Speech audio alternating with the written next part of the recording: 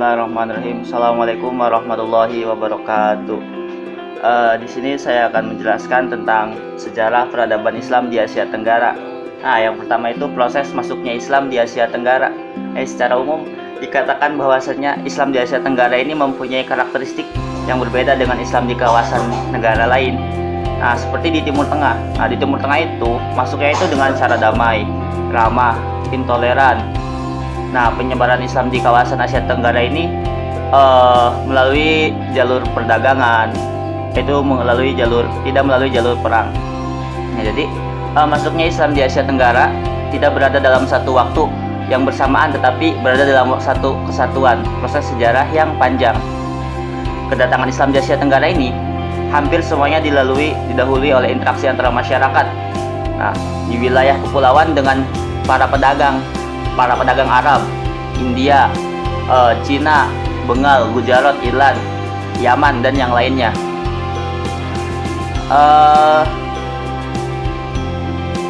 Contohnya itu seperti Melayu. Nah, Melayu itu telah menjadi tempat persinggahan para pedagang yang berlayar ke Cina, dan mereka telah menjalani hubungan dengan masyarakat Muslim. Nah, dengan adanya interaksi seperti ini, jadi masyarakat Muslim ini mereka mengambil sikap gitu, bagaimana sih cara memasukkan Islam ke Asia Tenggara. Nah, jadi mereka berpikir bahwasanya dari jalur perdagangan ini mereka berpikir akan dengan sangat mudah memasukkan Islam ke Asia Tenggara. Contohnya seperti teori yang pertama ini mengatakan bahwasanya Islam langsung datang dari Arab atau tempatnya Hadramaut. Nah, teori ini juga dikemukakan oleh Crawford, Kaiser, Neyman, De Horler, dan Ferd. Nah, seperti juga yang dikatakan oleh orang yang dari Indonesia itu, seperti dari Buya Hamka. Teori semacam ini juga dikemukakan oleh Buya Hamka.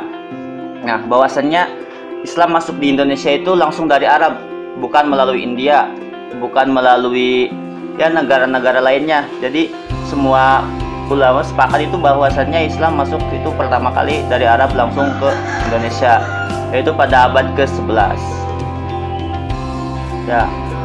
Sementara itu proses masuknya Islam di Asia Tenggara tidak langsung secara tiba-tiba gitu, tapi melalui beberapa tahap.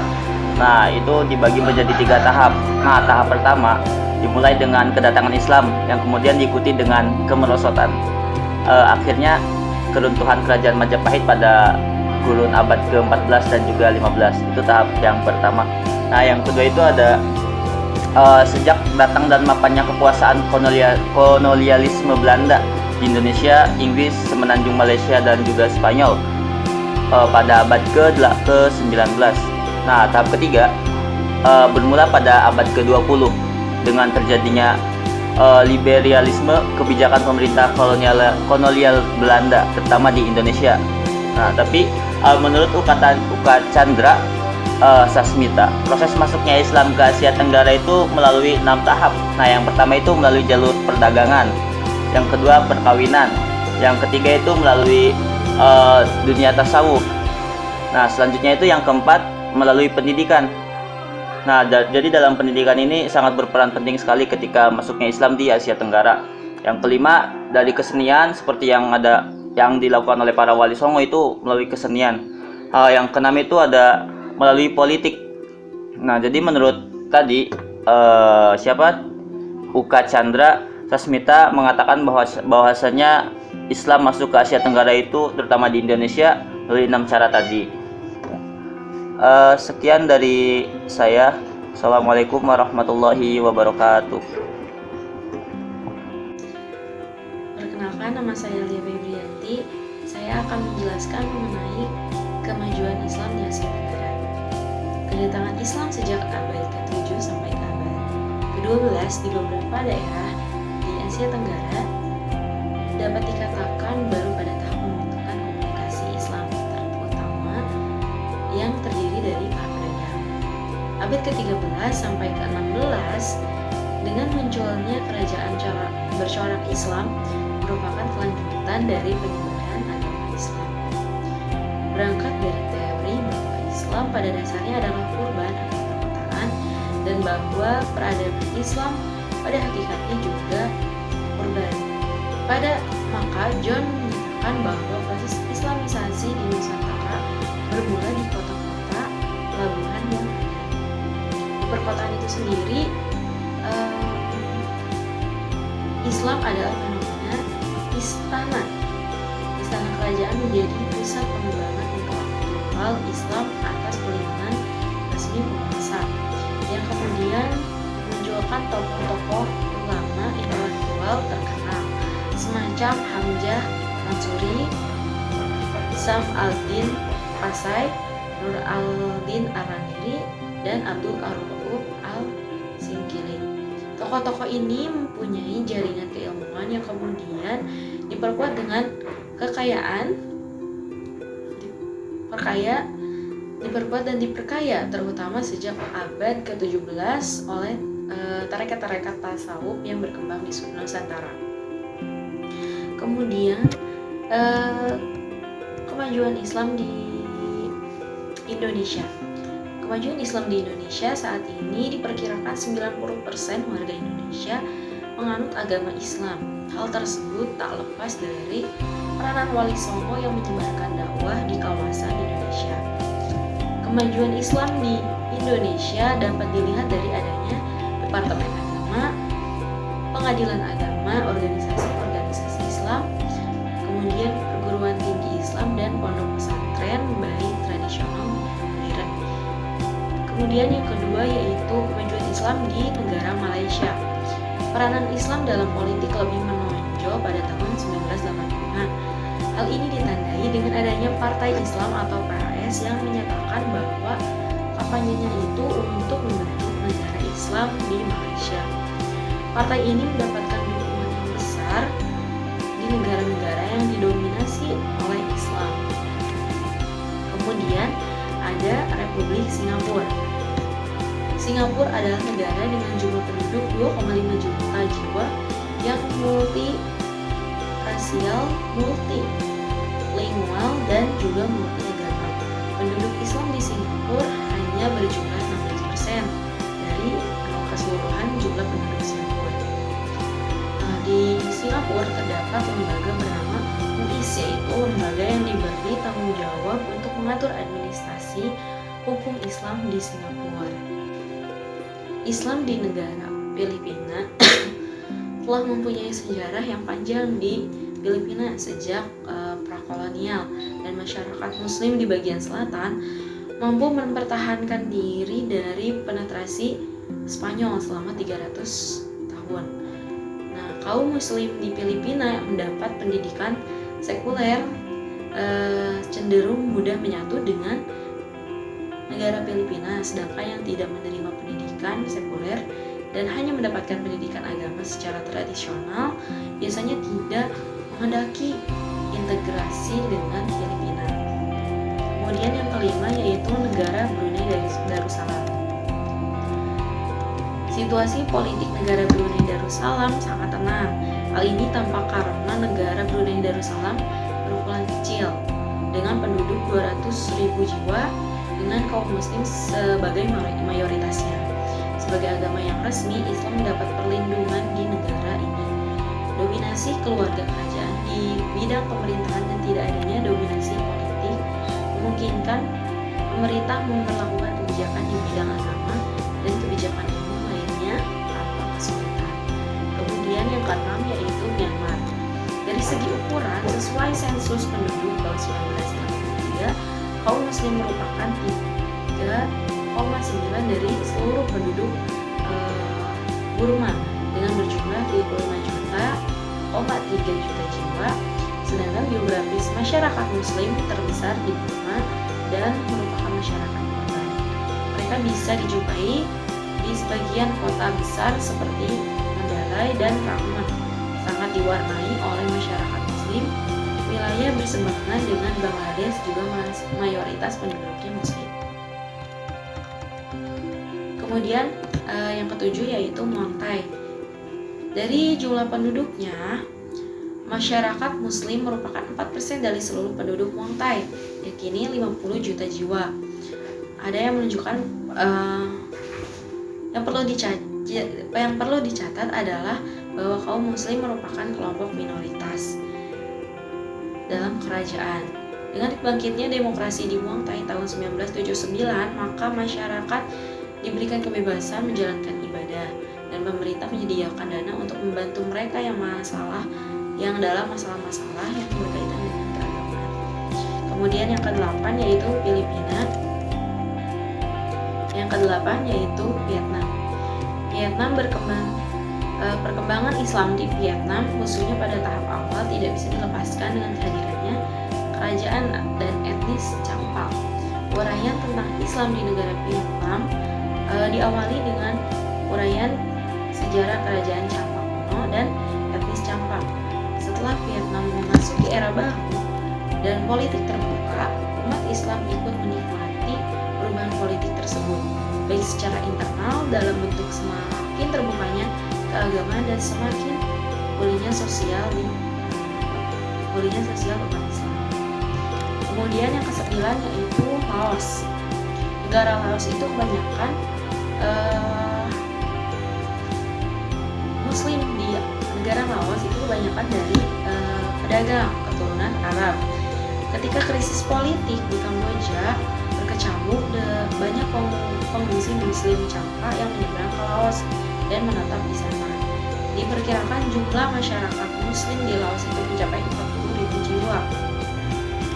Kemudian yang terakhir yaitu Kamboja. Kamboja ini masuk dan berkembangnya Islam di Kamboja tidak dapat dipisahkan dengan datangnya orang Champa juga. Hal ini karena orang Champa telah memeluk agama Islam di negeri asalnya yaitu di Vietnam Tengah sebelum kemudian menyebar di Kamboja. Setelah Kamboja kejatuhan rejim Pol Pot, kemudian diperintah oleh Hun Sen dan Raja Sihanouk, masyarakat Melayu Champa atau Khmer Islam kembali merasa sedikit kemerdekaan beragama. Masjid difungsikan kembali dan demikian juga madrasah-madrasah. Kemajuan dan perkembangan Islam di Asia Tenggara ditandai dengan tersebarnya Islam di seluruh kawasan Asia Tenggara, sehingga hampir di setiap negara di kawasan Asia Tenggara terdapat umat Muslim. Sekian dari saya, terima kasih. Mohon maaf apabila ada kesalahan. Tentunya pada tahap awal tidak bisa dilepaskan dengan kehadirannya kerajaan dan etnis Champa. Uraian tentang Islam di negara Vietnam diawali dengan uraian sejarah kerajaan Champa kuno dan etnis Champa. Setelah Vietnam memasuki era baru dan politik terbuka, umat Islam ikut menikmati perubahan politik tersebut, baik secara internal dalam bentuk semakin terbukanya keagamaan dan semakin pulihnya sosial umat Islam. Kemudian yang ke-9 yaitu Laos. Negara Laos itu kebanyakan Muslim. Di negara Laos itu kebanyakan dari pedagang keturunan Arab.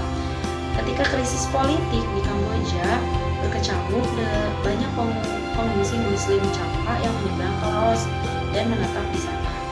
Diperkirakan jumlah masyarakat Muslim di Laos itu mencapai 40.000 jiwa. Kemudian yang terakhir yaitu Kamboja.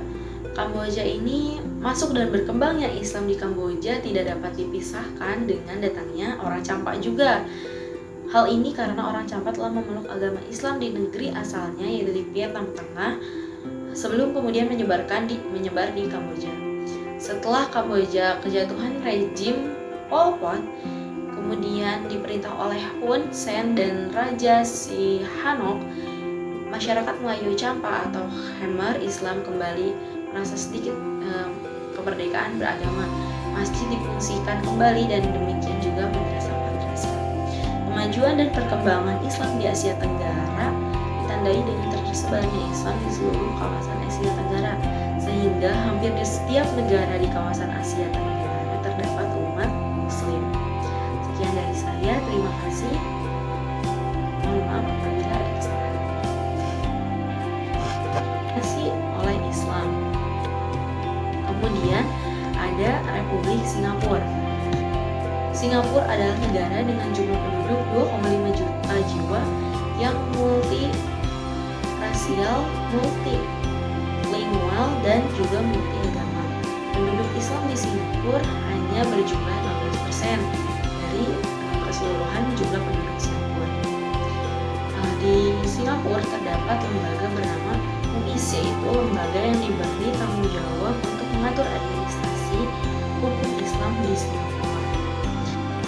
Bismillahirrahmanirrahim. Di sini saya akan menjelaskan tentang kemunduran Islam di Asia Tenggara dan juga kebangkitan Islam di Asia Tenggara. Yang pertama ada kemunduran Islam di Asia Tenggara. Pada abad ke-17 merupakan periode khusus yang disebut sebagai krisis. Krisis itu pada dasarnya adalah kemunduran kawasan Asia Tenggara dari perdagangan internasional yang sebelumnya hampir selalu terkait dengan kemenangan ekonomi dan militer VOC. Krisis itu dalam kaitannya dengan perkembangan secara global seperti diberlakukannya pembatasan perdagangan di Jepang, bencana kelaparan, kemerosotan jumlah penduduk, dan disintegrasi internasional Cina, juga pecahnya peperangan di Inggris, Prancis, Jerman, Spanyol, Turki, dan negara-negara Eropa lainnya. Akibatnya, bagi Asia Tenggara, kondisi di atas dilihat sebagai awal kemiskinan kawasan ini pada masa-masa berikutnya. Dalam masa itulah, sejak pada abad ke-17 ini, kelompok etnis Cina muncul sebagai pedagang minoritas yang dominan. Posisi dominan pedagang muslim menjadi terdesak terutama setelah kekalahan Aceh dan Mataram pada tahun 1629 Masehi dan diperparah dengan monopoli perdagangan oleh VOC di berbagai pelabuhan Nusantara. Yang kedua yaitu kebangkitan Islam ditandai dengan munculnya pemikiran-pemikiran pembaharuan dalam Islam, diantaranya pertama, mulainya sadarnya para ulama untuk kembali kepada ajaran Islam yang sebenarnya. Ketika itu banyak masuk ajaran-ajaran lain yang diterima sebagai ajaran Islam. Padahal sebenarnya ajaran tersebut bertentangan dengan Islam seperti bid'ah, khurafat, dan tahayul. Menurut pandangan mereka, ajaran-ajaran seperti inilah yang menjadikan Islam mundur. Untuk itu mereka bangkit dalam rangka membersihkan Islam. Gerakan pemurnian ini juga sering disebut sebagai gerakan reformasi. Yang kedua, dengan didominasinya bidang politik dan peradaban oleh Barat, sehingga persentuhan dengan mereka menyadarkan tokoh-tokoh Islam akan ketinggalannya. Karenanya mereka berusaha mencontoh Barat dalam bidang politik dan peradaban. Hal ini dilakukan untuk mengejar ketinggalan dan mencapai kemerdekaan. Kebangkitan Islam di Timur Tengah dan di anak benua India ini mempengaruhi kebangkitan Islam di wilayah Asia Tenggara yang mempunyai nasib serupa dengan anak benua India.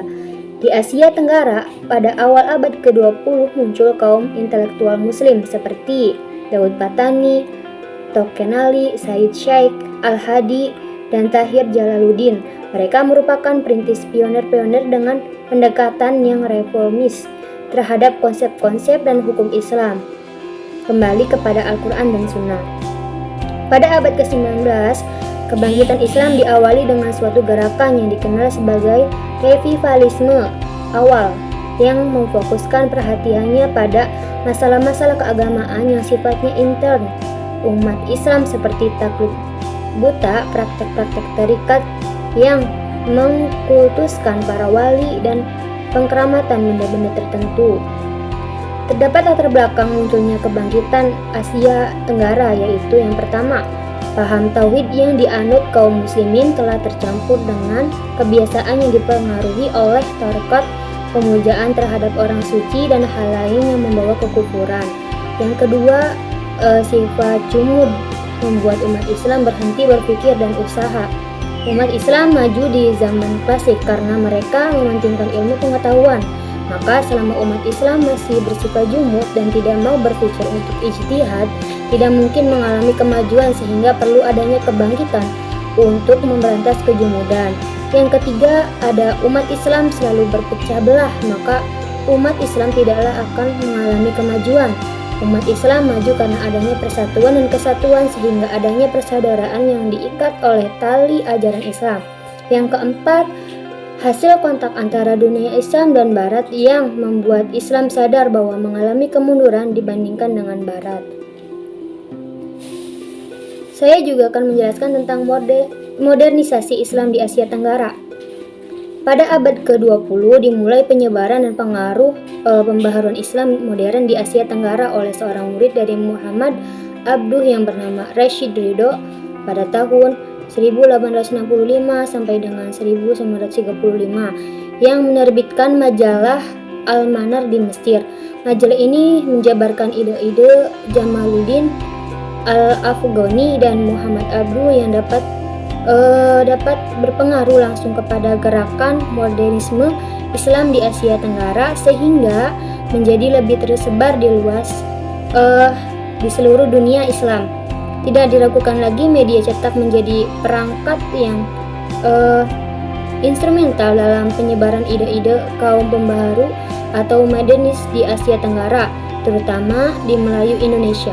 Dalam konteks ini, jurnal Al-Manar secara signifikan tidak hanya mempengaruhi wacana pembaharuan Islam lewat artikel-artikelnya, tapi juga yang lebih penting adalah merangsang penerbitan jurnal dengan semangat yang sama di Asia Tenggara, terutama di kawasan Melayu Indonesia, sehingga tulisan ini merupakan usaha awal untuk menggambarkan dan mendiskusikan penyebaran pembaharuan Islam di Asia Tenggara, terutama di kawasan Melayu Indonesia melalui perangkat jurnal yang diterbitkan di wilayah ini, terutama Al-Imam, Singapura, dan Al-Munir, Padang, serta jurnal-jurnal lainnya.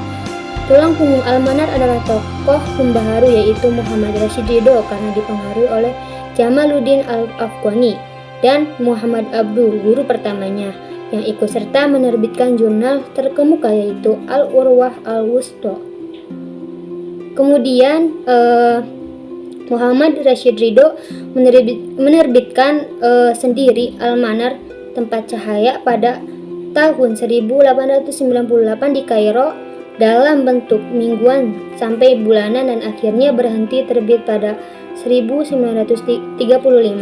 Tujuan diterbitkannya Al-Manar adalah mengartikulasikan dan menyebarkan ide-ide pembaharuan serta menjaga keutuhan umat Islam. Sekian yang dapat saya sampaikan, kurang lebihnya mohon maaf. Billahi taufiq wal hidayah. Wassalamualaikum warahmatullahi wabarakatuh.